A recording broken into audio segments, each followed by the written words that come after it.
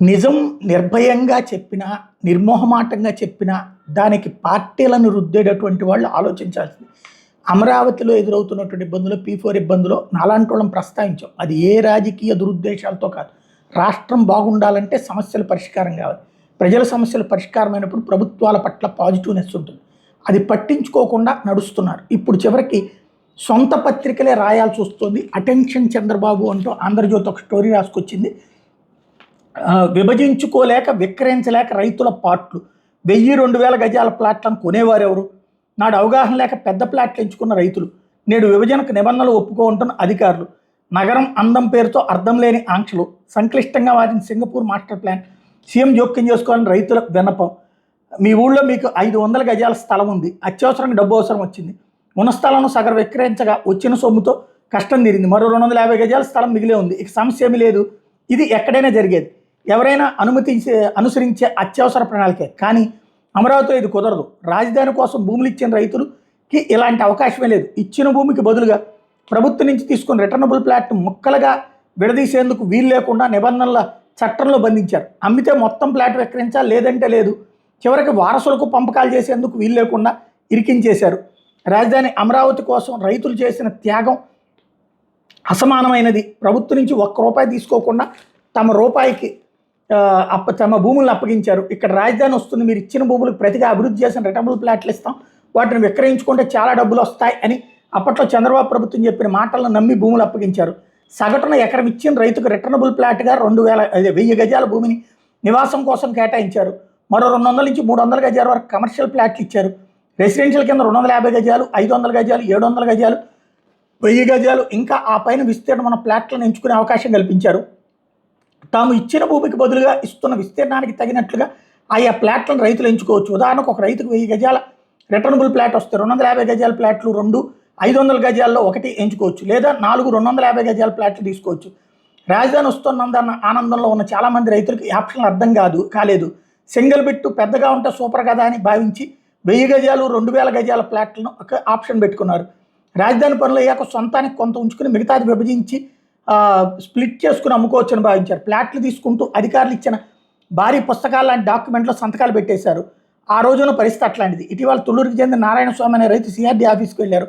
తనకిచ్చిన 1000 గజాల ప్లాట్ని మరో 700 గజాల ప్లాట్ని విభజించాలని కోరారు. అలా కుదరదండి, ప్లాట్ని విభజించలేం, మీరు పెట్టిన ఆప్షన్ ప్రకారం ప్లాట్ ఇచ్చాం, దాన్ని అలాగే ఉంచాలని అధికారి స్పష్టం చేశారు. అదేంటి మా ప్లాట్ మా ఇష్టం కదా అని ఆ రైతు అడిగితే అధికారి ఆయన చేతిలో పత్రం పెట్టి చదువుకోమన్నారు.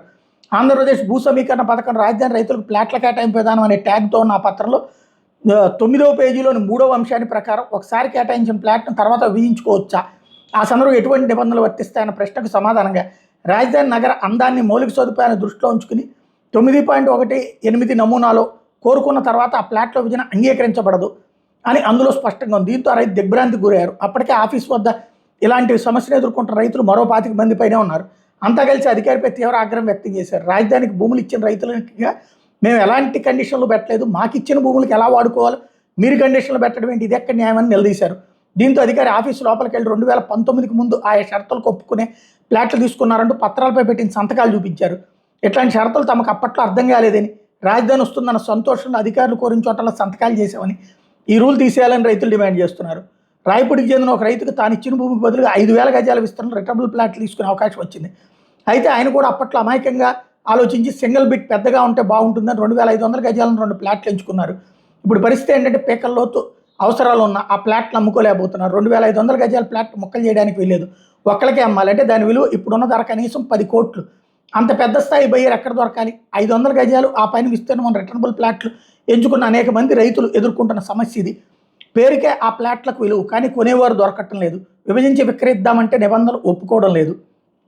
ఇది పరిస్థితి. ఇక్కడే అసలు విశేషం ఏంటంటే, ఇప్పటిదాకా ప్రజలకు చెప్పింది ఏంటి, విపరీతంగా ఎగబడుతున్నారు అక్కడ కొనుక్కోవడానికి రియల్ ఎస్టేట్ వాళ్ళు అన్నారు. ఇప్పుడు కొనేవాళ్ళు రావట్లేదు అంటున్నారు. రెండవది, ఈ 2,500 గజాలు, 1000 గజాలు, 5000 గజాలు వాళ్ళు పిచ్చోళ్ళే ఏం తీసుకోలేదు. అవి డెవలప్మెంట్కి ఇస్తే అపార్ట్మెంట్ కట్టుకుని అపార్ట్మెంట్లో వీళ్ళకి 40% అట్లా ఇస్తారు. తద్వారా ఇప్పుడు ఫర్ ఎగ్జాంపుల్ అక్కడ ఉన్న రూల్స్ ప్రకారం ఒక 1000 గజాలంటే 2 అపార్ట్మెంట్లు వస్తాయి. ఒక్కొక్క అపార్ట్మెంట్కి కనీసం 25 ఫ్లాట్లు వేసుకుంటే 2 పాతికలు 50 ఫ్లాట్లు.